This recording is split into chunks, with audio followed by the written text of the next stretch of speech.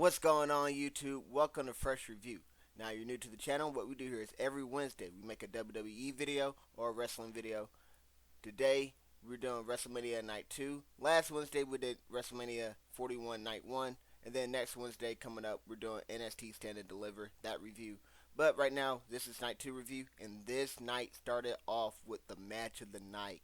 The show stealer. And you see our cover athlete, Io Sky, the women's champion, in a triple threat match defending her title against Bianca Belair, who won the Elimination Chamber, and Rhea Ripley, who recently lost the title and then invoked a rematch clause against Io Sky. But since that match ended in a disqualification or no contest, you end up getting this triple threat match with all three ladies vying for the championship belt.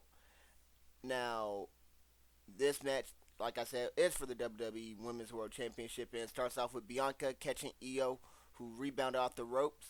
Now, Bianca goes for a pop-up powerbomb here, but Io leaps over Bianca and delivers a Hurricanrana to Rhea. Great spot to start the match. Now, Rhea drop kicks Io. That sends her out of the ring, so now we get the square off between Bianca and Rhea. Bianca drop kicks Rhea into the corner, then follows that up with a spear. Bianca delivers 5 punches to Rhea in the corner, and then senses Io trying to sneak attack her from behind. Bianca backflips over Io. Then gives Rhea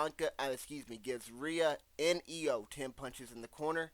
Io escapes and climbs the top rope to deliver a double blockbuster to both Rhea and Bianca. They both kicked out at 2. She tried to smash them, stack them, pin them like she is Roman Reigns. No, you can't do that. Only Roman can get the 2-for-1 special on the pinfall victory. But the match continues, and thankfully it did, of course. These ladies had a lot left in the tank. Rhea big boots Bianca out of the ring. Then follows that up with a cannonball off the apron onto Bianca. Io lands a picture-perfect springboard moonsault onto Rhea at ringside. Bianca clothesline Rhea to the outside of the ring. Bianca evades Io's offense. Then lands 3 consecutive suplexes. She marches around the ring with Io held high for the third one. You know how she does her patented standing suplex. And she stalls it out by marching around. Very impressive display of strength here by Bianca. Does a kip up after and goes for a springboard moonsault, but Rhea pulls her out of the ring. Io goes for a Hurricanrana onto Rhea, but Rhea dodges that, and Bianca catches Io in midair. Bianca and Rhea work together to slam Io head first into the barricade. Rhea tosses Io into Bianca by doing a razor's edge, right? So the razor's edge move, she had Io above her head. She then threw Io like a human missile, human torpedo, directly into Bianca. That knocked both ladies down. Rhea goes for the pinfall onto Io, but Io kicks out at 2. Rhea reverses Io's double stomp attempt and transitions into a prison lock submission. So Bianca's trying to force Io to tap. Rhea's trying to force Io to tap. But Bianca breaks up the submission by going for a KOD onto Rhea. But Rhea would reverse the KOD attempt into an arm drag. Bianca and Rhea slam each other face first onto the mat, and now all 3 ladies are down. Io connects with a bullet train attack to both ladies in the corner. Io goes for the over the moonsault. That's her finisher, but Rhea meets her at the top rope.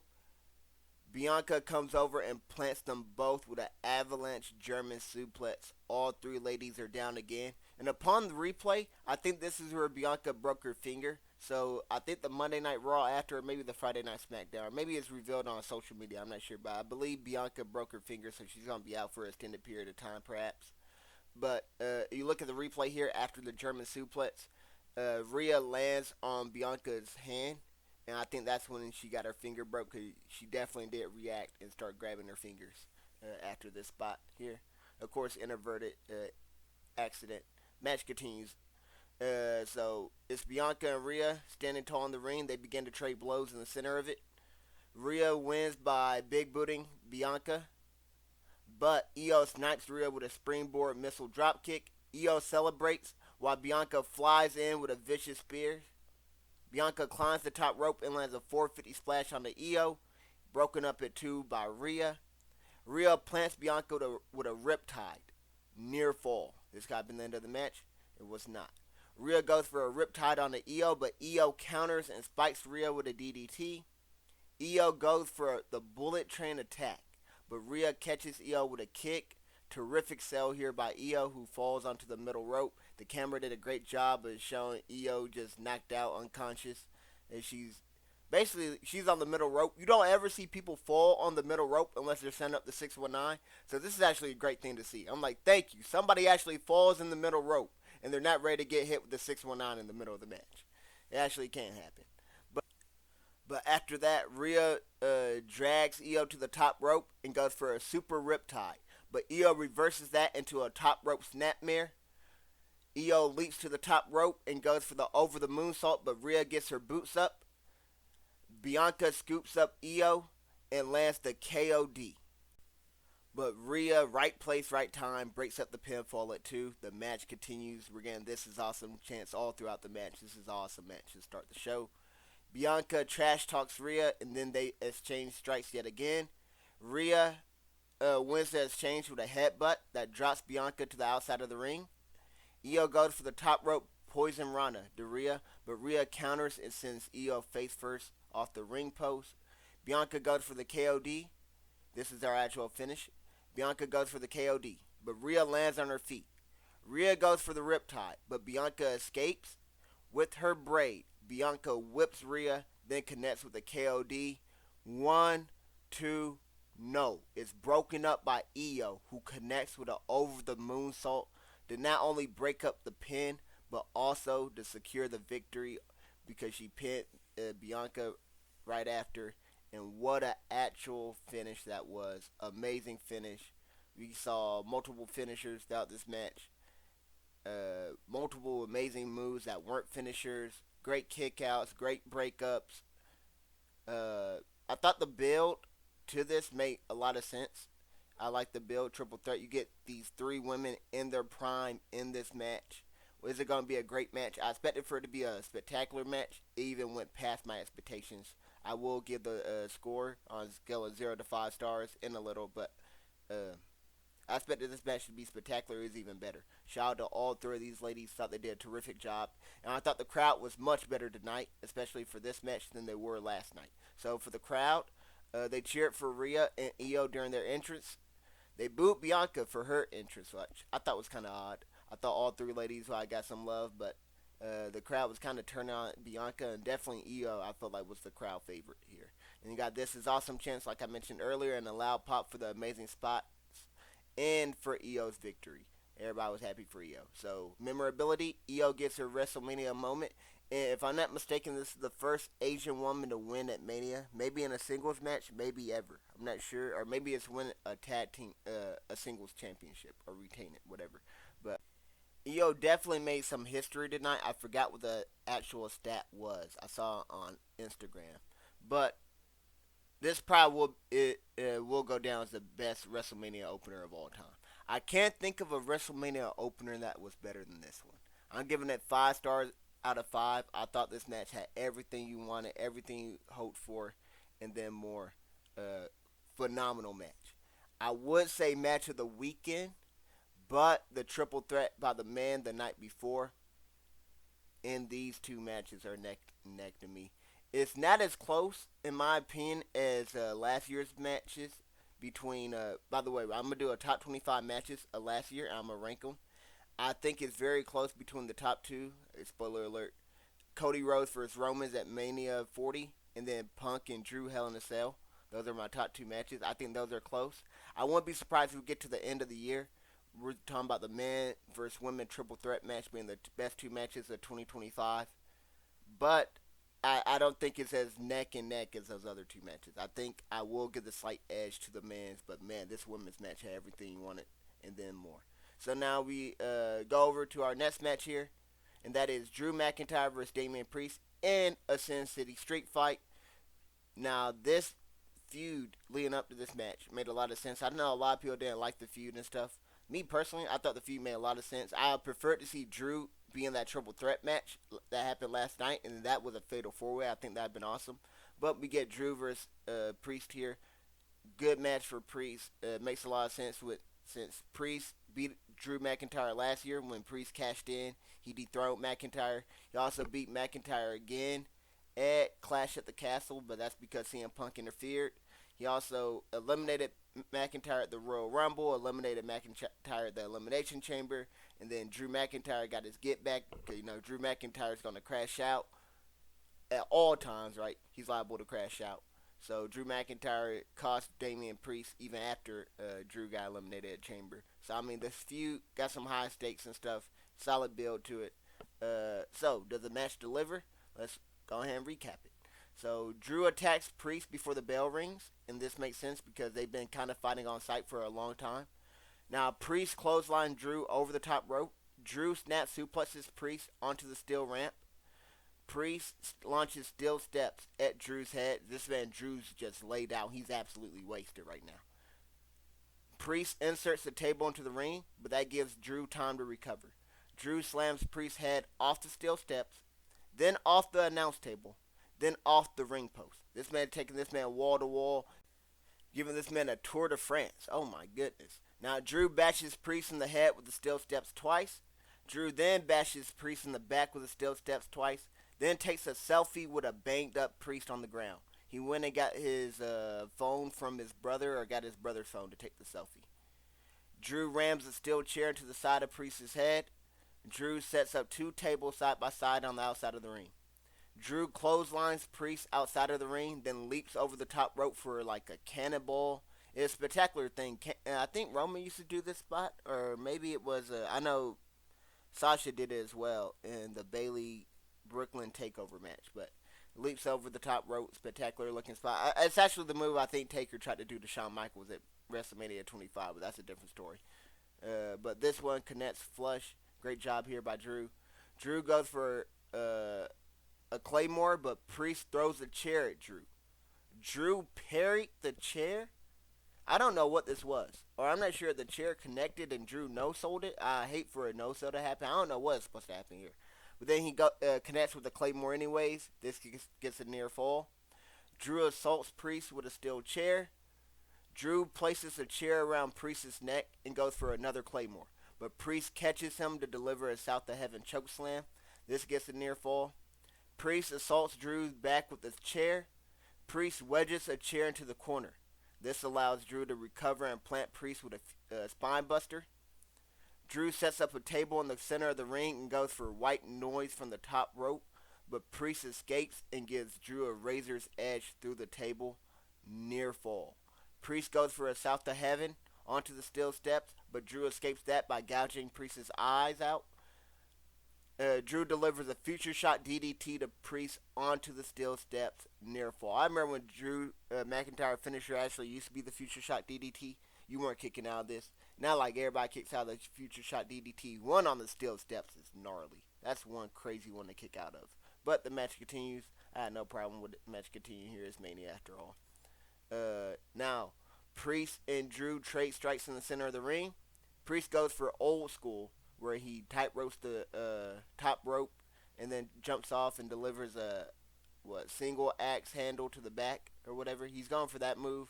But Drew pushes him off the top rope through the two tables that were previously set up at ringside. Drew places Priest's head onto the wedge chair, and then connects with a Claymore for a 1-2-3, and that's our actual finish.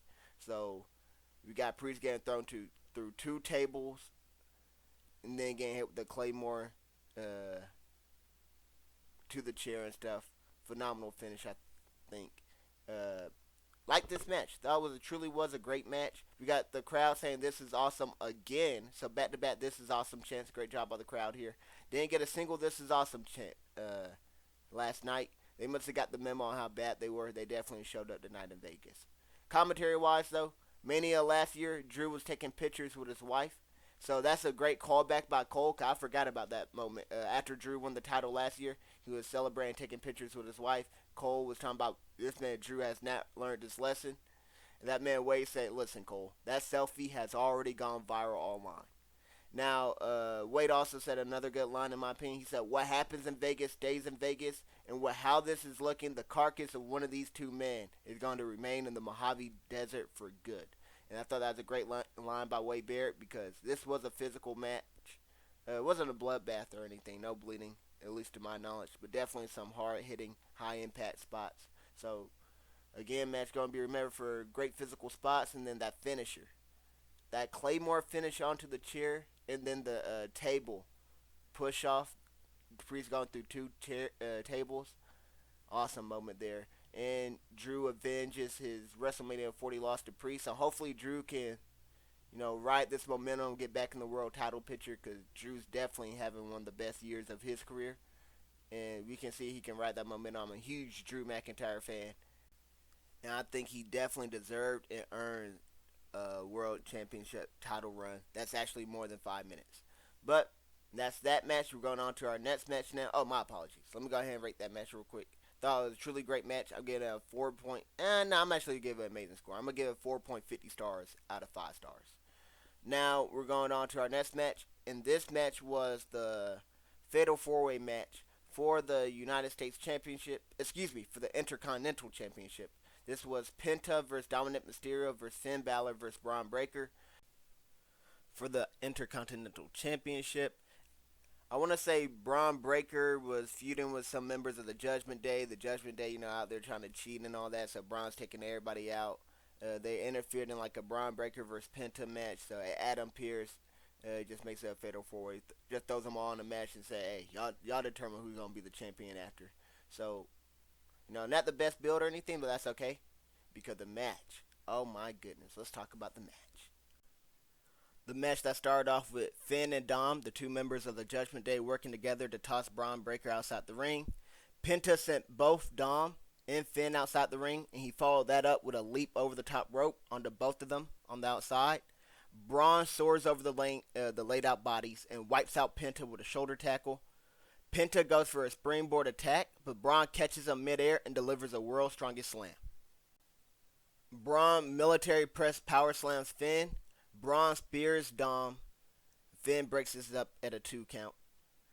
Penta hits Dom and Finn with a double drop kick in the corner. Penta breaks Finn's arm with a sacrifice. Doesn't really break it, just dislocate it, whatever you want to call it. That's the gimmick of the move, but no injury or anything. But then Penta goes for the Penta driver. But Bron returns to give Finn and Penta a double German suplex. He got him with the 2-for-1 special here. Bron goes for a spear to Penta, but Penta sidesteps, so Bron hits the ring post. Dom goes for 3 amigos onto Penta, but Penta blocks the third one. This man Dom never gets all 3 amigos. He just isn't allowed to. You always got to get 2 and then get cop blocked on the third one. It's the ritual by now. Now, Finn, his Judgment Day partner, he re-enters and he helps Dom land the third amigo. So together they're able to give Penta the third suplex. The Judgment Day try to suplex Bron Breakker. This one backfires. Bron reverses and suplexes both of them. So they also get the 2-for-1 special. Everybody getting the coupons, right? The buy one, get ones. Bron connects with a Frankensteiner to Finn.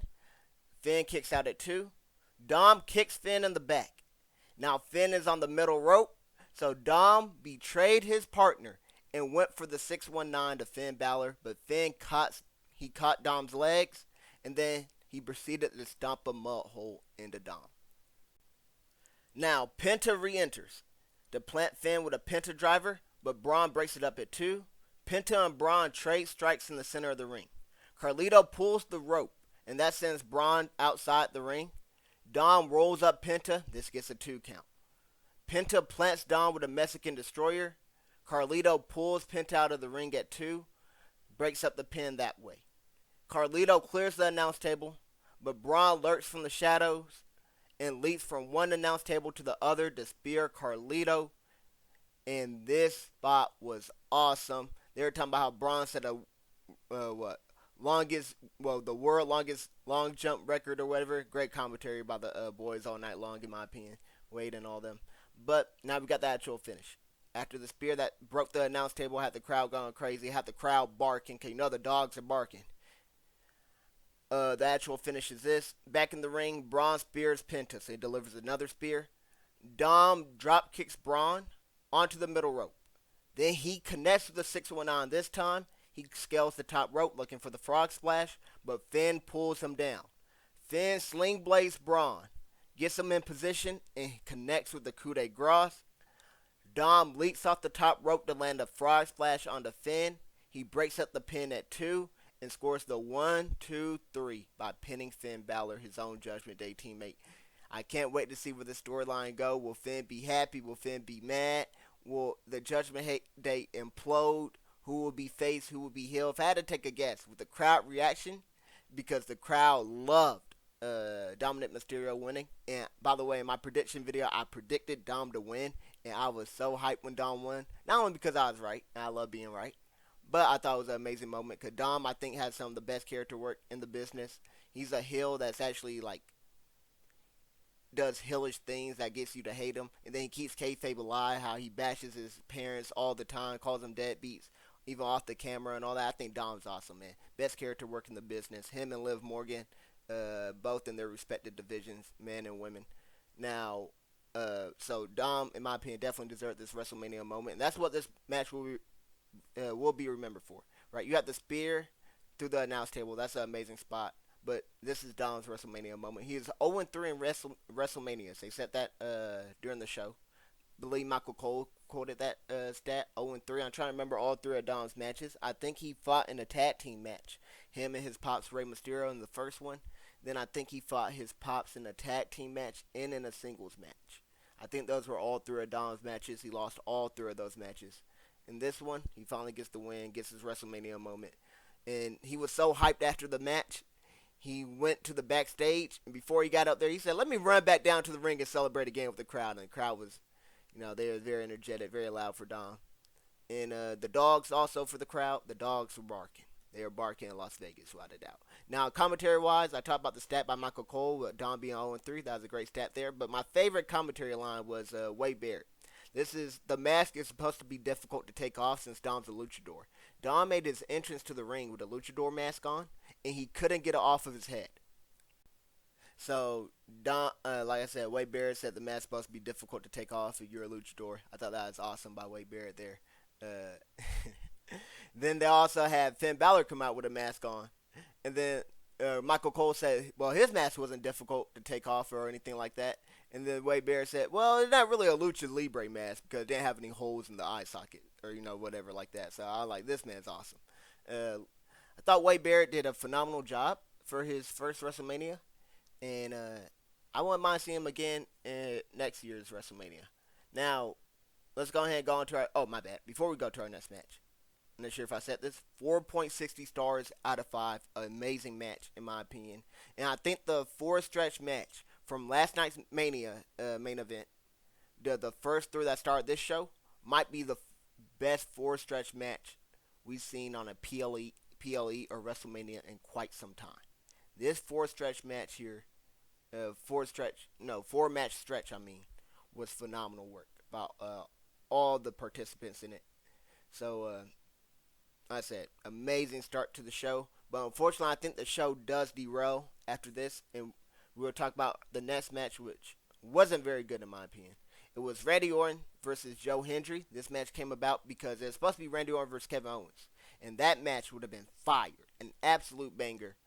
Unfortunately, though, Kevin Owens has a career-threatening injury. He will need neck surgery. Hopefully, Kevin Owens can return. But he will have to be on the shelf for quite some time, so we can't get that match. So Randy Orton gets a mystery opponent. Who will that mystery opponent be? It is no other than, say his name, he'll appear, Joe Hendry. Loud pop when his theme song hit. A lot of clapping during the entrance because, there's clapping in the song and all that. Very energetic to see Joe Hendry. I was dancing. I was watching this thing with my boys. I saw Joe Hendry pull up. I said, oh my goodness, the TNA World Champion. Surely this should be a banger of a match. I expect Randy Orton to win. But this is another company's world champion, a company that you're partnered with. Surely they're not going to go out there and have their champion get buried in a 5-minute match. Silly me. Silly rabbit. Tricks are for kids. That's exactly what happened in this match. So the match starts off with Orton going for an immediate RKO. But Joe Hendry, he escapes that and goes for a roll-up. Orton kicks out at 2. Hendry dodges Orton's clotheslines, then delivers a neck breaker. Hendry goes for a choke slam, but Orton pokes Hendry right in the eye. The referee, I guess, didn't see it because he's behind Randy Orton. Orton then starts his vintage comeback offense where he does the double clothesline, the scoop slam, followed by the middle rope DDT, hangman style. Hendry, after that, Orton coils as the Viper that he is. He goes for another RKO attempt, but Hendry escapes that and gives Orton a fall-away slam. Hendry, feeling hyped about his offense, does his turn, smile for the camera, and then gets planted with an RKO from out of nowhere for the 1-2-3. The match is over. It is that quick. Now, Orton and Hendry celebrate after the match, and Orton strikes with another RKO. So this man Hendry, the TNA World Champion, is just going out sad. The whole company ought to be ashamed of themselves. No way we signed up for this nonsense. There's no way. And TNA and WWE have been doing a lot of crossovers. I'm pretty sure WWE's record in these crossovers like 90% win rate. But, normally they're good matches. This one was not one of them. Now, the crowd, like I said, they're going to sing voices for Randy Orton's entrance, and they were popping during Joe Hendry's and clapping during it. And there's a loud reaction when the RKO from out of nowhere hit. But I mean, this match right here, man. Commentary said Joe Hendry might have just signed his own death warrant. That was Wade Barrett whenever he accepted the challenge to come out there, because Wade Barrett did a great job hyping up. This is Randy Orton's 20th anniversary at Wrestlemania. He's in the best shape of his career. He's not going to lose. Nobody's going to beat him tonight. So, I mean, Joe Hendry might have signed the death warrant because he got buried tonight. He got buried. He looked like a fool out there. I will not lie to you. Now, I would like to say, memorability-wise, Joe Hendry has a nice WrestleMania moment. If you consider losing a moment, remember Thanos had a quote, if you consider losing experience, he said to Loki and stuff. If you consider losing in sub 5 minutes in a wrestling match a moment, I mean, hey, congratulations. But that's that's Joe Hendry's WrestleMania moment. And Karrion Kross actually cut an amazing promo about this match, where he's saying Randy Orton's mystery opponent could have been anybody, right? It could have been even him. He's from Las Vegas. Why not give the hometown hero a banger of a match against Randy Orton? And, that could solidify a star, turn Kross into a star or whatever, and he's actually signed to your company and stuff. He went on this crazy rant. I love the promo he cut. I was like, dang, this man kind of spoke fast. I didn't like the match before. I don't even like it more now. So, overall, though, 5-minute match, nothing really here. I thought this match was bad. I'm going to give it a 1.25 stars out of 5. Thought it was the worst match of the weekend. Now, one thing I will say about this match, though, I didn't mind it being bad because my expectations for the match weren't too high, right? If I had to guess, it'd probably be a 3.5 star match, mystery opponent against Randy Orton, anything like that, right? Now that KO is out, so it kind of disappointed. The main event that we will get to later, my expectations for that were a 5-star match. You guys saw my prediction video. We're gonna get to that match later. That one I think was the most disappointing. So I don't think the main event was the worst one, but I do think that this one right here, like I said, was the worst match of the weekend, but it wasn't the most disappointing because my expectations weren't that high. But we're going to get to that main event. But before we get to the main event, let's get to our next match, which was AJ Styles versus Logan Paul. Now, this match came about because it's supposed to be AJ Styles versus Bron Breakker. It seemed like they were going to go that angle, but for some reason they just switched it up and then never gave us the reason why. Logan Paul came out here. He was trash talking some New York fans and stuff like that. Andrew Schultz was on Logan Paul's interview thing or podcast or whatever, or maybe it was the other way around, but they had some type of interaction on YouTube. And you saw Schultz in the crowd at New York. He like, Schultz, man, who are you happy to see today? What brought you to WWE? He said, oh, man, I didn't want to see you, Logan Paul. I want to see Seth Rollins, CM Punk. Logan Paul didn't like that. He ready to hit Andrew Schultz with the pulverizer. AJ Styles came out, interfered, and then that kind of led to the feud. But Logan Paul has been owning AJ Styles every time they got in the ring for the past few weeks leading up to this moment. So he's been pulverizing them week after week. I predicted AJ Styles to win, even though I think Logan Paul needed the win here. So I'm happy Logan Paul did win. But let's go recap the match first before we talk more about that. This match started off with some chain wrestling. AJ wraps Logan in the apron, then he attacks him. Logan rams AJ into the barricade. AJ Irish whips Logan into the barricade, then tosses him back into the ring. Logan sends AJ into the ring post twice. Logan does a springboard crossbody onto AJ. Logan grabs the drone and films AJ while he's on the ground, similar to how Drew McIntyre was posing and taking pictures with with Damian Priest on the ground. Logan's doing the same thing here.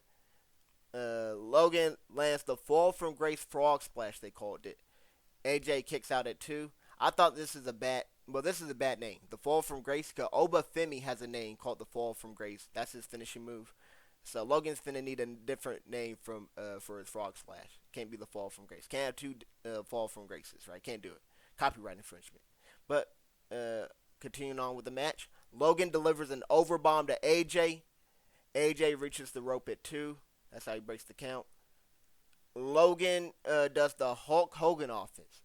Hit up AJ with a big boot. Did the Hulkster pose. Then did a leg drop. AJ kicked out here at 1. Logan goes for a springboard moonsault, but AJ tries to catch him. This was unsuccessful. I'm not sure what the plan was here, but it didn't work. This led to a pin attempt, but I'm pretty sure there was supposed to be a move done here. I wasn't sure AJ was supposed to catch him and do what type of move, but it led to a pin attempt that AJ kicked out of at 2. Logan dominates AJ with a barrage of strikes. AJ finally starts mounting some offense. So after getting beat up for 5 straight minutes, AJ finally starts fighting back. AJ does the phenomenal blitz. Then he follows that up with the Iron Hammer. I think that's what the move's called. It's when he picks him up in the fireman carry position and then flips him over and drops the back of their head on his knee. So I don't know the exact move. I think it's called the Iron Hammer. I could be wrong.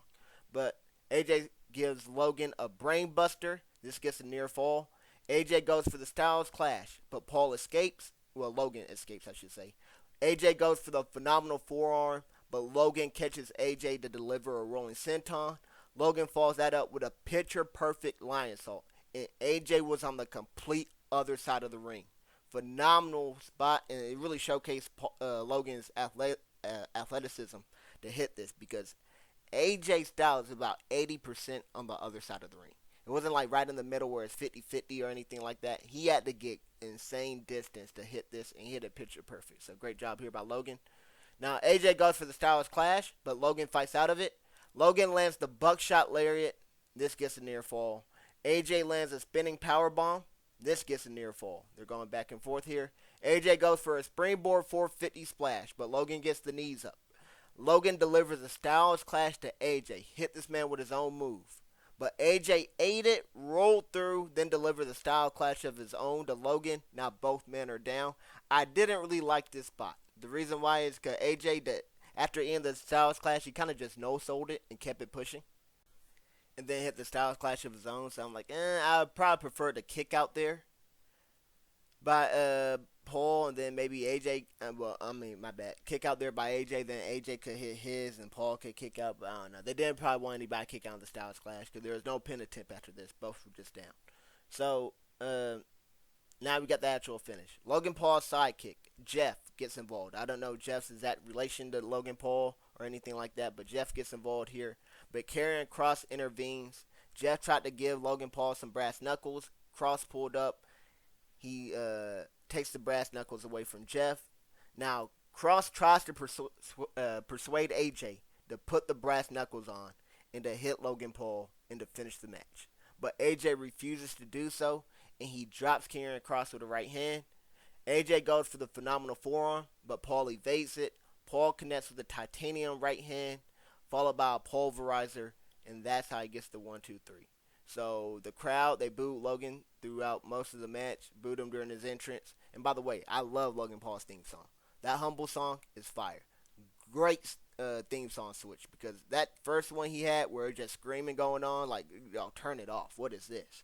That Humble, banger of a song. Commentary-wise, for some reason, Michael Cole was glazing Logan Paul. I had no idea what this was about. He just said, Logan Paul is a quick learner. He never makes the same mistake twice.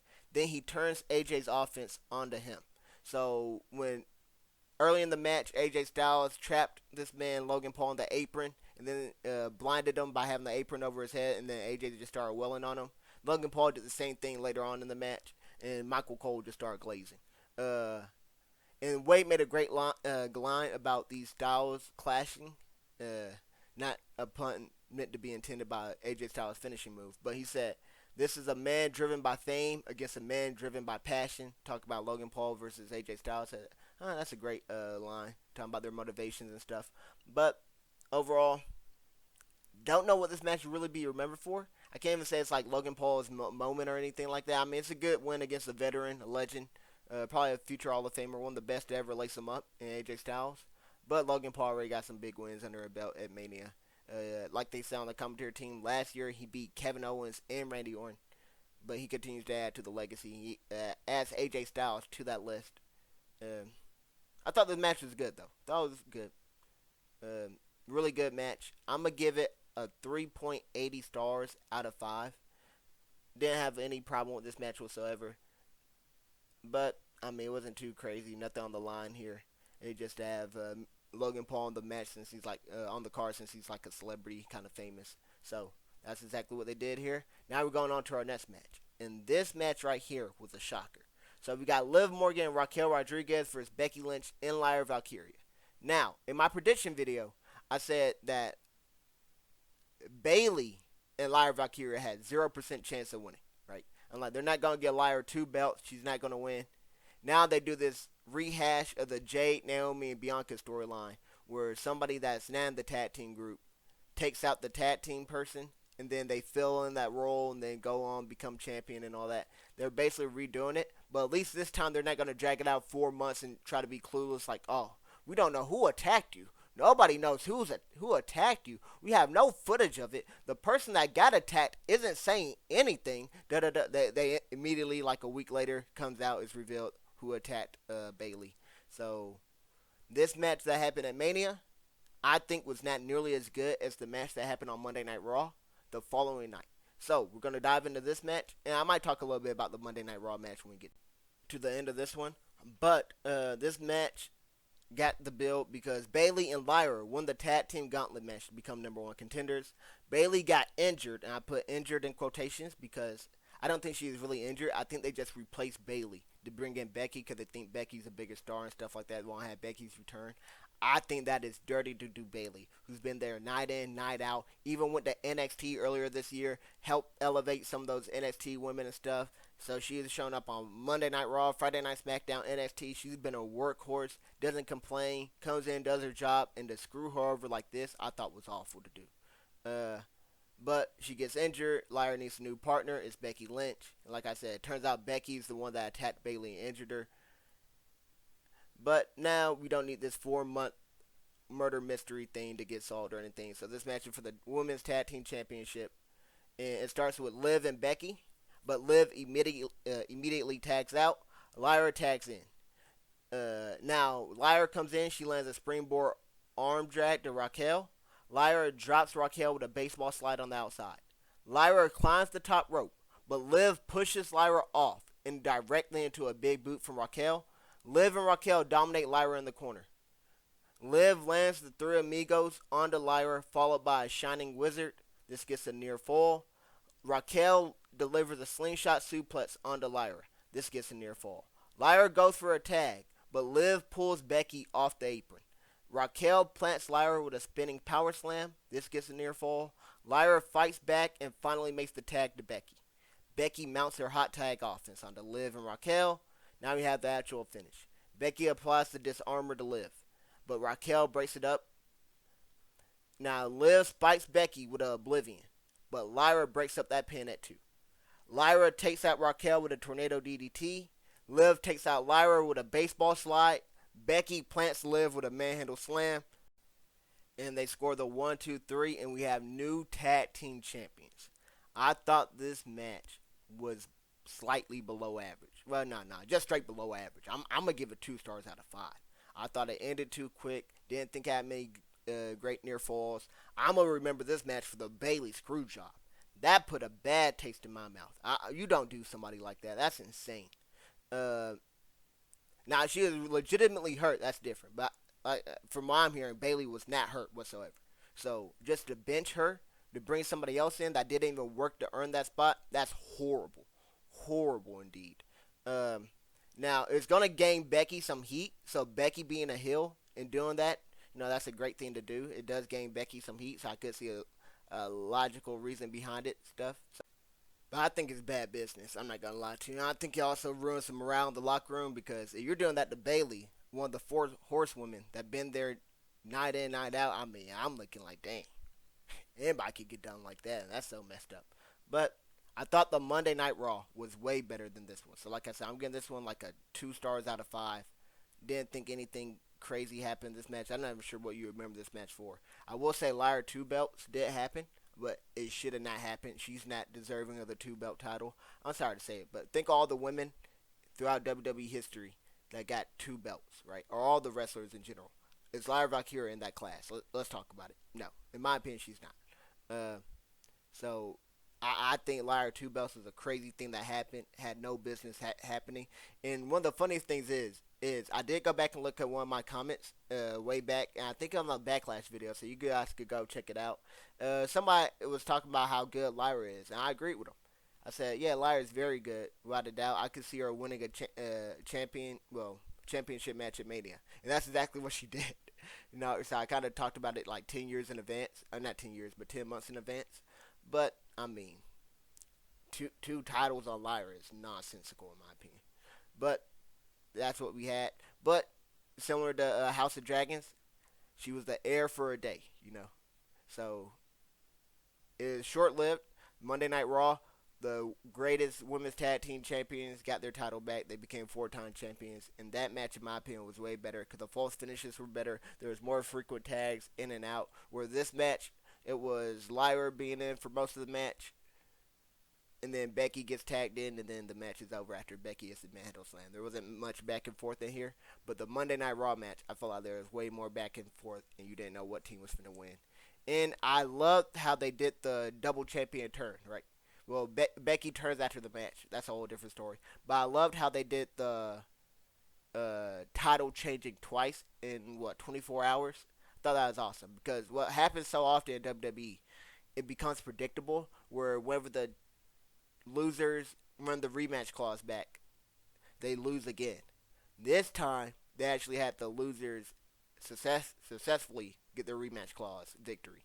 So, it makes all these title matches, even on the Monday Night Raw where it changed hands again, it makes them all seem more worthwhile. You never know when the title will change hands. So, awesome job by WWE there. But I thought the Monday Night Raw match truly was a great match. This one I thought was below average. Like I said, 2 stars out of 5. Now we're going on to the main event. Now, the main event is John Cena versus Cody Rhodes. Now, this build-up was because The Rock made an offer to Cody Rhodes to sell his soul. Cody thought long and hard about it, told The Rock to go F himself, declined the soul offer.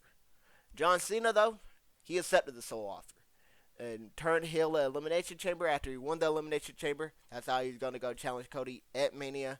After that, Cena turns heel, and Cena wants to make history. He wants to be one of his 17th time champion and ruin wrestling because the fans are toxic and abusive. So, this match is for the WWE Universal Championship. Cody has been champion over a year. He's trying to continue his reign. Now, the match starts off. Cody drops Cena with a shoulder tackle. Cena rolls outside the ring. And the referee does not start a count out here. So keep this stuff in mind with the referee. He doesn't start a count out.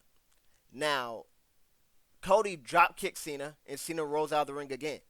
But Cody follows that up with a suicide dive. Back inside the ring, Cena drops Cody with a right hand and a big boot. Cena slingshots Cody into the bottom rope and delivers another big boot to Cody. Cena hits Cody with 2 clotheslines that turn Cody inside out. Cody kicks out at 1. Cena plants Cody with a sidewalk slam. Cena climbs the top rope and drops Cody with 2 double axe handles. Double axe handles are some of the most boring moves in WWE. I hate when they... it's crazy to actually see them land. I remember when Punk landed some of these at Hell in a Cell. But granted, the third one he had Drew McIntyre with the toolbox on, so it looked cool then. But it's like, normally people go out there and they do the double axe handles and they never work. I just saw this man Cena hit back to back. Now, he went for the third, but then that's when Cody caught him with a kick to the gut. And Cody starts to rally here, but Cena pokes Cody in the eyes to derail his momentum. The referee doesn't say anything about the obvious eye poke. So I'm thinking like, oh my goodness, the referee is in on this screw job. They're going to do Cody so bad. The referee is in on it. He's not counting out. He's not even saying anything to Cena after Cena pokes dude in the eye right in front of him. Nothing's going on here. I'm like, oh my goodness, they are cooking here.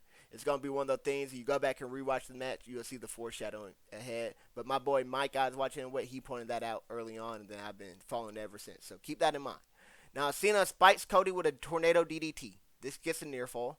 Cena starts his panic comeback offense, but he does it so slow it makes Cody look bad. I have never seen someone get hit with a shoulder tackle and stay down for 10 seconds. They normally get right back up, get hit with another shoulder tackle, get right back up, then get slammed down and go. You know, the 5 moves of doom. It happens so quick. Cena, since he's a heel, he wants to slow it down. But you know how bad that made Cody look? It's like, Cody, get up, bro. Fight back. What are you doing? Are you really out for the count like this? Like, is this your king type stuff? I'm looking at Cody just shaking my head. Now, I think what Cena should have did is keep the same tempo for the 5 moves of doom, doing his comeback offense and all that. But instead of doing the 5 knuckle shuffle where he puts 5 in the air, just put up one finger and make sure it's the middle finger. Oh my goodness gracious, that'd be awesome. But that's a whole different thing. What do I know? Cena, you're the GOAT. You're the 17-time champion. You do as you please. But that's what I would have done. So Cena goes through the comeback, then he gets to the 5 knuckle shuffle part. He tries to taunt Cody with the 5 knuckle shuffle sign, but Cody strikes with an uppercut. Cody scoots, power slams Cena, then connects with a disaster kick. Cody delivers the Cody cutter. Cena kicks out at 2. Cody does this dusty special barrage of strikes, but Cena dodges the bionic elbow and then transitions into a FTF attempt, but Cody escapes that. Cena lands an AA to Cody. This gets a near fall. Cena connects with a 5 knuckle shuffle this time and goes for another AA, but Cody escapes.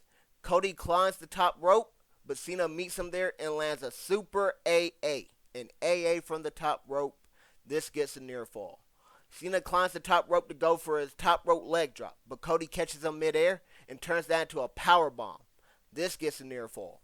Cody connects with a super Cody cutter from the top rope. This gets a near fall. Cody goes for the crossroads, but Cena reverses and lands another AA. Cena locks in the STF. He doesn't go for a pin. He goes for the submission victory. But Cody crawls his way towards the rope. Cena drags Cody back to the center of the ring. Cody continues to crawl his way back to the rope. Cena drags him back to the ring again, center of the ring again. This time Cody kicks Cena off of him, but Cena goes crashing into the referee. The referee's now down. Cena goes for another AA, but Cody reverses and lands a crossroads. Cena is out, but so is the referee, so he's not able to count. So the match continues. Cody tries to wake up the ref. Meanwhile, Cena removes the turnbuckle. Cena rams Cody's head off the exposed turnbuckle twice, then connects with the 4th AA. The referee covers, and he counts 1, 2, Cody kicks out. Now we have our actual finish, and oh my goodness. I rewatched this match, and I would like to say, when I first saw the match, I thought the wrestling was bad, and the finish was horrendous. Now, the finish is still horrendous. Don't ever get me wrong. But you go back and you rewatch the match. I think people will be surprised how good the match actually was. It was actually a good match until this ending happened. So, we're going to go ahead and go through the actual finish here. Travis Scott's song, Fiend, hits, and the rapper makes his entrance down the ramp. The last time we saw Travis Scott in WWE, he smacked Cody in the head, busted his eardrum, gave him a black eye. So, Travis Scott's coming out here. Now, Cena grabs Cody, and he was about to let Scott smack him. And I don't know why he was feeling like Travis Scott smack Cody, because that got him disqualified. But Cody fights out, and like I said, that spot made no sense. So, and the referee is right there looking at him. It would have been an automatic disqualification. But the match continues because Cody fights out. He doesn't get smacked by Travis Scott. Cody plants Cena with a crossroads. 1, 2, Travis Scott pulls the ref out of the ring. Now, Cody invites Travis into the ring, right? Cena's still laid out from the crossroads. And Travis enters the ring, and he tries to smack Cody again. This time, Cody blocks it and delivers a crossroads to Travis. Now, Travis sold it really well. But, I mean, Cody had to kick this man to get out the ring like 8 different times. Like, bro, just get out the ring now. Like, you can stop selling. Just roll out the ring, whatever. You got to continue the match. So, now Cena has the title in his hands, and he tries to hit Cody with it. But Cody grabs the title and he yanks it away from Cena. Cena begs Cody not to hit him. Cody hesitates and refuses to hit Cena with the title belt, Cena strikes with a low blow. Cena hits Cody with the title and pins Cody for the victory to make history. This ending was atrocious, especially how they character assassinated Cody Rhodes. We have seen Cody Rhodes in an I Quit match with AJ Styles. We have seen Cody Rhodes, even after AJ Styles quit, the match is over. He still hit AJ Styles in the head with the steel steps. We have seen Kevin Owens introduce a steel chair into their Saturday Night Main Events match. And in that match, Cody used the chair to hit crossroads on Owens. That's how he beat Kevin Owens. We have seen Cody, when push comes to shove, he's ready to shove and then, do what he has to do to win. For him to hesitate and not hit Cena with the title belt when Cena introduced the title belt and tried to hit you with it first makes no sense whatsoever. Horrible. For Travis Scott to come out here, make this 5-minute walk down to the ramp. It's taking this man forever. They're looping this song over and over. They might as well just play this whole album. I'm like, what's going on here? We don't see The Rock. A lot of people want to see The Rock. Why was The Rock at the Elimination Chamber? And then, Rock does his podcast on Pat McAfee stuff the next day. He doesn't make it any better. I just don't know what happened in this main event. One thing I will say is, I think our expectation for this match was so high, where what they didn't deliver. And, people are expecting Rock. So you don't get The Rock, you get Travis Scott. That is such a disappointment right there. But I want to talk about what the two wrestlers did. And I thought they did a really good job. I had to rewatch it, right? Because the first time I saw this match, like I said, I thought it was a bad match. I thought if, let's say the ending happened when Cena hit the 4th AA after throwing him off the exposed turnbuckle, that was the ending right there, I probably gave it a good match. 3.5 stars out of 5, right? It is what it is. Man, this ending, and it's going to be remembered for John Cena winning his 17th title. It's John Cena's final Mania. But this ending, that Travis Scott ending is atrocious, man. No Rock, so people are like, what was the point of the whole soul exchange and all that? You get no Rock, you get Travis Scott having no business to be out there. Wade Barrett even said it. There's this point where he says, what the hell is Travis Scott doing in the main event of WrestleMania? That's a great line, Wade Barrett. What is he doing out here? With all that stuff in mind, man, I got to give this match a below average. Well below average. I'm going to give it a 1.90 stars out of 5. It leaves a sour taste in your mouth. It's a bad main event finish. And you got to go home like that. That's a tough way to go home. But the crowd, they did the woe to Cody's entrance, of course. We got cheering Cena and booing Cody, which is kind of not the ideal response the WWE wanted. They kind of wanted the other way around. But we also got Let's Go Cena and Cena Suck chants as well. So we got a lot of chants here. But commentary-wise, I already told you what the hell Travis Scott's doing. We got the sometimes you don't have to be the better man. You just have to be the luckier man. That was Wade Barrett on John Cena beating Cody. And then I get those goosebumps every time. That was Michael Cole after Travis Scott got hit with the crossroads. And then Cole also said there is no longer a debate. John Cena is the GOAT. And I have to agree. Like I said, though, this match will be remembered for the awful ending that happened. Gotta give it a well below average grade of 1.95 stars out of 5. Now, that will conclude our WrestleMania 41 Night 2 review. Let me know in the comment section what match was your favorite of this night. It probably would be the women's triple threat. Let me know which match was your favorite for either night. It'd probably be either of the triple threats. And let me know which night you preferred more, night 1 or night 2. If I had to take a pick, I would say night 2. I love the first 3 matches of night 2 so much, where night 1 to me only had one match that I loved, and that was the main event. There are some other matches there I thought were solid and stuff, but those first 3 matches on Sunday night were fantastic, in my opinion. So, that concludes our video. Next Wednesday, I know this video came out a little bit late, my apologies, but next Wednesday we will do NXT Stand and Deliver. So, as always, thanks for watching. Hope you guys enjoyed. I hope to see you guys on that next one. Peace out.